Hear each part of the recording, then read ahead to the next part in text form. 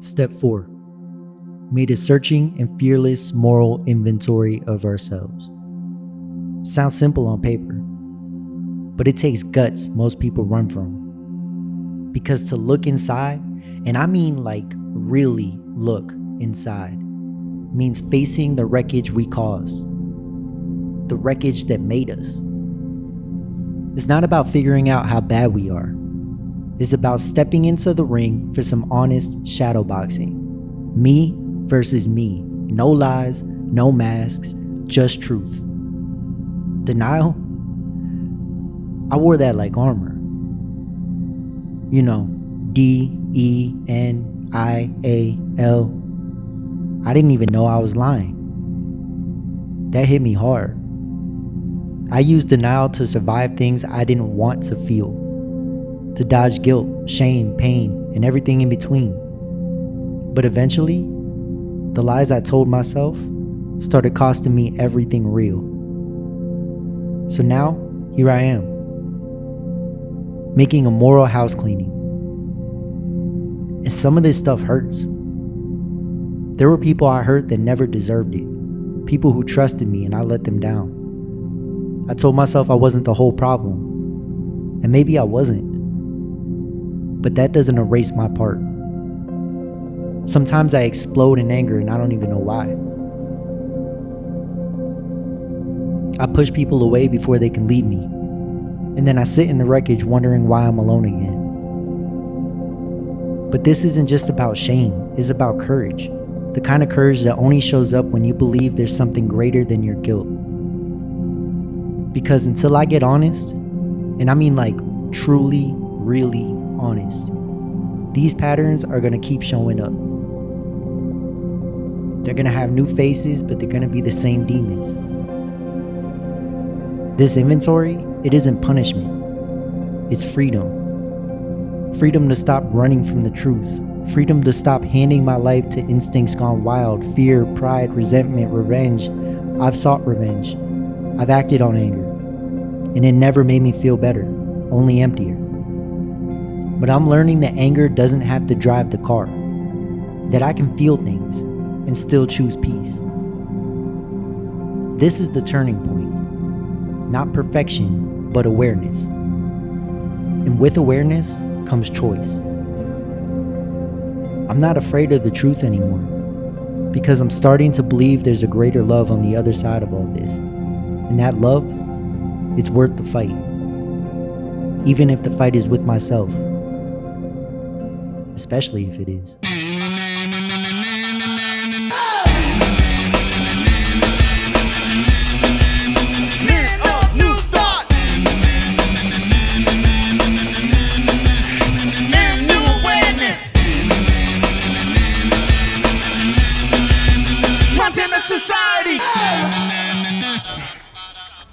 All right, we're going to try to find Kathy Grizzard Schmuck, Louis Grizzard's third wife. Well, there's a difference between those two words, really. Naked means you ain't got no clothes on. Naked means you ain't got no clothes on and you up to something. She happens to be the author of a book about the church. Anyway, just for we're being inquisitive, that's all. I'm gonna go find her. I called Mike to see if he knows her.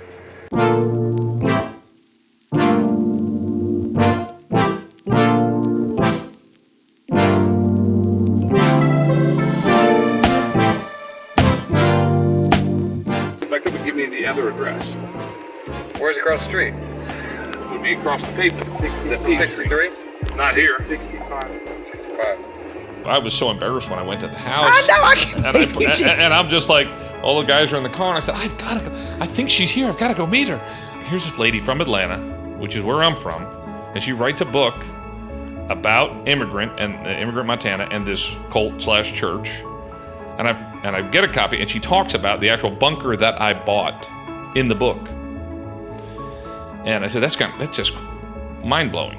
So in writing the book, found out that the whole religion was stolen from the I Am movement of the 30s.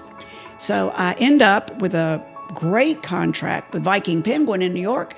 And they say, yeah, but we want the whole story of the Church Universal. Because at that time, they'd all gone underground. They were waiting on the bomb. It was on the cover of the New York Times and USA Today and a couple of other things. And so obviously my agent went crazy, and Viking Penguin said, oh yeah, we'll take that. Nice advance. But I was such a neophyte. I gave Moira 50% of everything. 50% for you, 50% for me. All you've got to do is help me make the introductions to these people and get in the inside group.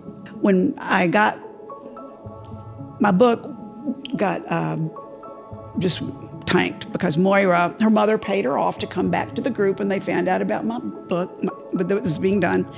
And Never published. never published. And it was, of course, the end of my life. I mean, they wanted their money back from me. I had to hire attorneys and this and that. And there's still a lot of people there. So you see Yeah. people of all nationalities. Yeah. Some don't speak a lot of English still. So there's Chinese, there's Wow. Portuguese, there's Chileans. Wow, there's, that's amazing. There are still, many of them are still around there. And it's interesting, too, because their belief systems haven't changed, many of them. Or they took, which is awesome because they're pretty nice people in general, gentle. Yeah. And they took part of the church that worked for them and they live it. Yeah. And they got away from the whole power structure and all the other weirdness of it.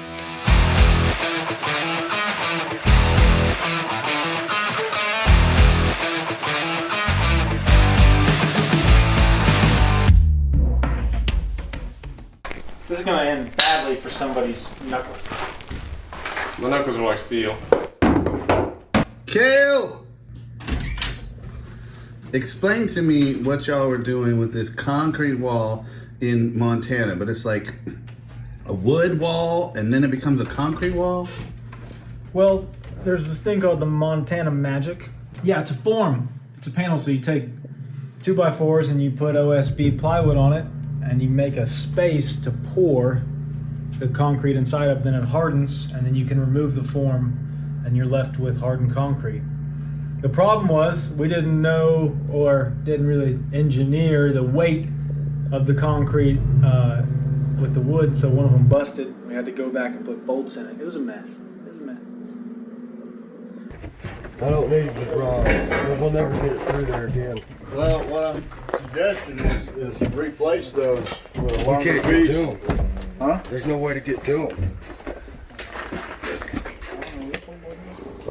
Oh, that's because you got something on the inside too. Mm-hmm. Well, I'm gonna beat some 2x4s down to try to beat that up. yeah.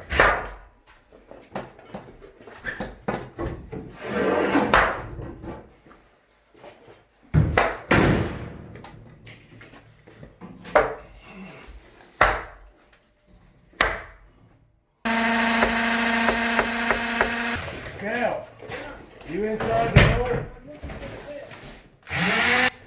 Put your 2x4 on it. Probably want to hit. He probably needs that wrench.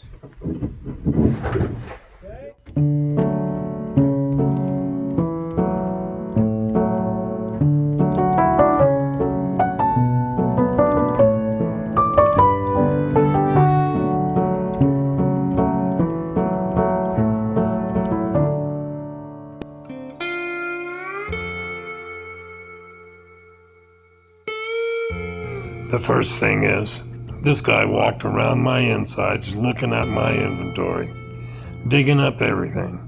He knew all the places, all the corners, all my hiding spots. He dug and dug. I felt very uncomfortable, very exposed.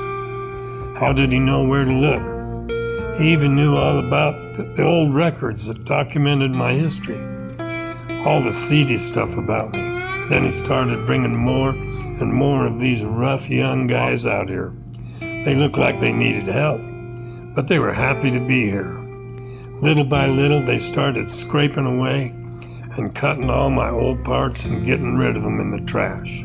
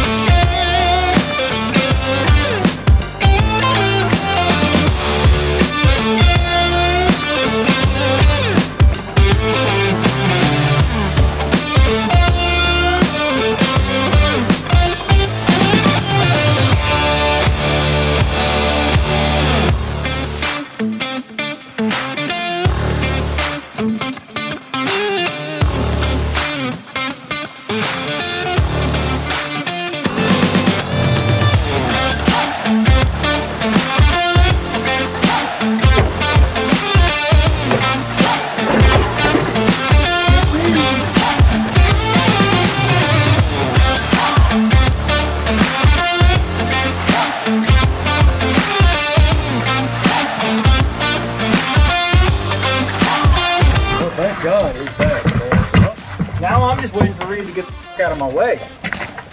Golly.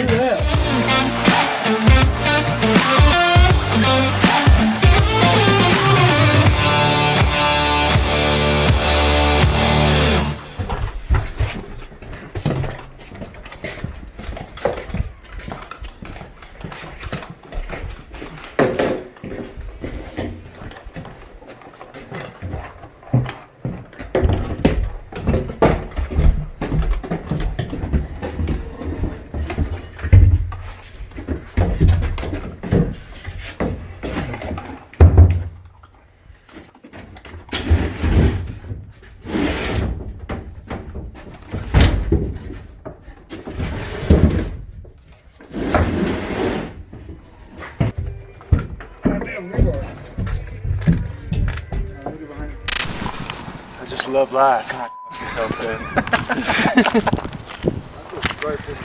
What about you? What's the question? I don't know, whatever Dean just asked, something about gratitude and mindfulness. And I mean, I'm grateful to be here. I got my dog, man. This is awesome. I am nature. anything else, Baby Buddha? I'm pretty sure that if I just walked out, they would accept me as their own. I mean, you kind of look like one. Yeah, see? That's what I'm talking about. I just remember seeing these giant pallets of concrete that we were going to go through, all of it. At the beginning, I didn't think we were going to mix all that. Well, we did, and we'd get more. Well, it was hard work because you're just bent over all day long. None of it was real hard. But I'm an older guy, man. I don't like to just be bent over all day long. I think it's going to be great when we're done. I don't still fully understand it because it changes so much, and Dean never really gives you the full story of everything. I never really got like a detailed plan of what we were doing. So it would just be like, this is what we're doing today, or this is what we're doing this week. Last year it was kind of just like we didn't really know what we were getting ourselves into, and it was fun and exciting, and there was a lot of like day-to-day stuff, but there's this end goal for, we've opened up to the outside. We're trying to build concrete staircases and get the addition to the upstairs built out with a patio before we leave. At the very least have the stairs covered and this doorway downstairs covered, because it can't get rained on for a year. So there's a little bit more pressure, I feel like, and more of an immediate, like, what we have to get done. And I think that is kind of exciting on one hand, but also like, this is going to be a very cool place when it's finished. Right on the Yellowstone River, next to the Home Depot chairman. So it's going to be it'll be a valuable place and unique. Because really, the work I wasn't looking forward to, the mountains I was, but I'm out here to pretty much, if I'm out of my comfort zone, only new things can happen. And I'm looking for something to just kind of click like that. That's what I'm most excited for. Just a small change. Montana Society!